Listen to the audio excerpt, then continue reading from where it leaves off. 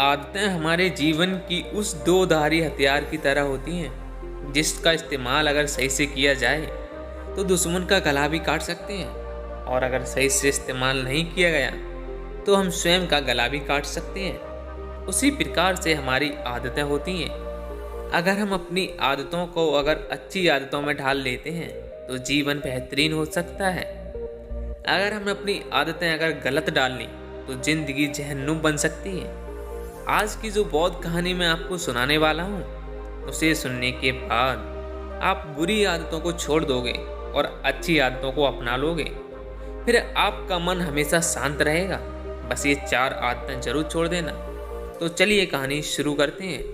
एक जवान लड़का अपने जीवन की परेशानियों और उलझनों से परेशान आ चुका था।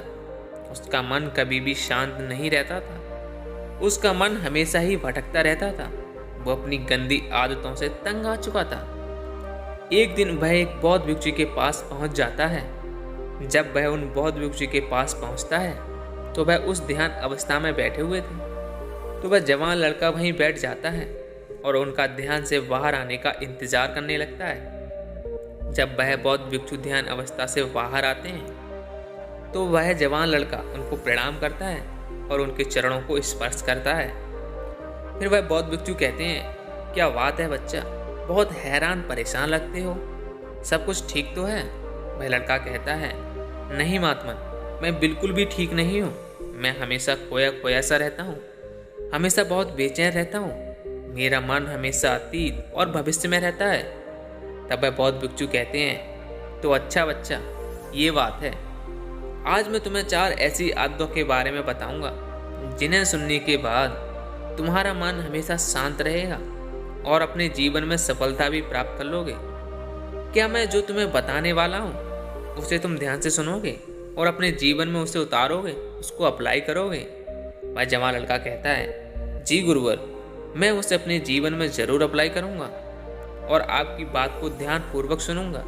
फिर बौद्ध भिक्षु उसे एक कहानी सुनाते हैं कि एक बार की बात है। एक गांव में धर्मानंद नाम का एक व्यक्ति रहता था। वह बहुत ही बुद्धिमान था। उसकी एक किराने की दुकान थी। वह उस दुकान से ही अपना और अपने परिवार का गुजारा किया करता था। उसका एक बेटा और 2 बेटियां थीं। एक दिन जब वह बीमार पड़ गया और डॉक्टरों ने उसके चेकअप करने के बाद उसे बताया कि तुम्हें ब्लड कैंसर है और अब तुम्हारे दिन नज़दीक हैं, तो धर्मानंद की आंखें खुली की खुली रह गईं। जब उसकी मृत्यु नज़दीक आ चुकी थी तो उसने अपने बेटे को अपने पास बुलाया और कहा, बेटा, मेरा समय अब निकट है। तुम अपना और अपनी बहनों का ख्याल रखना। जो दुकान है उसको अच्छे से संभालना और मैं तुम्हें कुछ बातें बताने वाला हूँ, उनको अपने जीवन में पालन जरूर करना।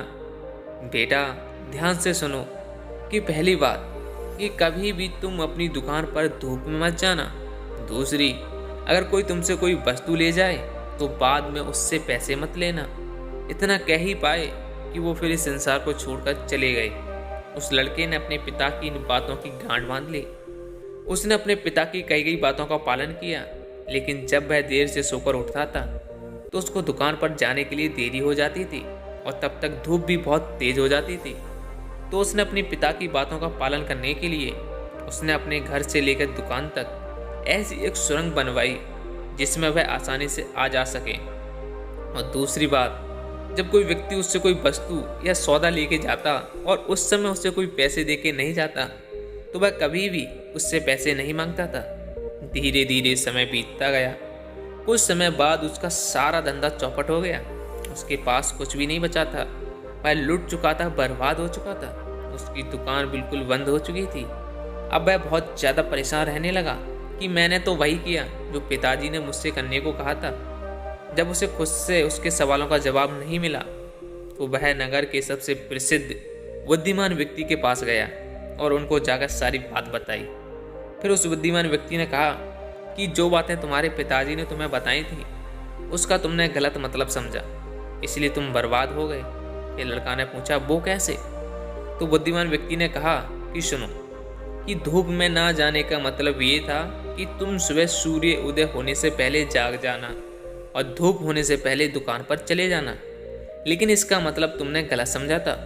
दूसरी बात, अगर कोई व्यक्ति तुमसे कोई वस्तु ले जाए तो बाद में उससे पैसे मत मांगना, तो इसका मतलब ये था कि तुम किसी को उधार मत देना जो तुमको पैसे बाद में मांगने पड़े, लेकिन तुमने उनकी बातों को गलत तरीके से समझा। लेकिन मेरी बात अब ध्यान से सुनो। तुम्हारे पिता एक बहुत ही बुद्धिमान व्यक्ति थे। वो इसलिए क्योंकि उनकी आदतें अच्छी थीं। तुम रोज सुबह जल्दी उठना शुरू करो और देर से उठने की आदत को तुरंत छोड़ दो। दूसरी आदत, दूसरों की शरीकत करना तुरंत छोड़ दो। और सुबह तुम जल्दी उठोगे तो मन फ्रेश और दिमाग अच्छा काम करेगा। और जब दूसरों की नकल करना छोड़ दोगे तो भी मन को शांति मिलेगी और तुम्हारा मन उलझेगा नहीं। तीसरी आदत, गलत चीज़ों का नशा करने की आदत तुरंत छोड़ दो। नशे कई प्रकार के होते हैं। धूम्रपान, शराब ये अलग नशा है। कुछ नशा ये भी हैं, दौलत का नशा, तुम्हारे अंदर कोई खूबी है उस खूबी का नशा, काम वासना का नशा। ये नशे वाली आदतें बिल्कुल छोड़ दो।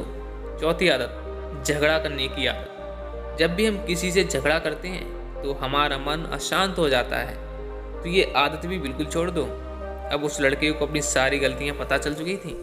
फिर बौद्ध भिक्षु ने उस जवान लड़के से पूछा, अब तुम समझ गए होंगे कि तुम्हें अपनी जिंदगी में कौन सी 4 आदतें तुमको बिल्कुल छोड़ देना है। लड़के ने कहा, जी गुरुवर, मैं बिल्कुल समझ चुका हूँ कि मुझे अब क्या करना है। फिर वह लड़का बौद्ध भिक्षु के पास से चला जाता है और अपने जीवन को सही ढंग से जीने लगता है। तो दोस्तों, कैसी लगी ये कहानी कमेंट सेक्शन में ज़रूर बताएं। अगर कहानी अच्छी लगी हो तो चैनल को सब्सक्राइब और वीडियो को शेयर करना ना भूलें। तो मिलते हैं अगली वीडियो में, तब तक के लिए अपना और अपनी फैमिली का ख्याल रखें। जय हिंद साथियों।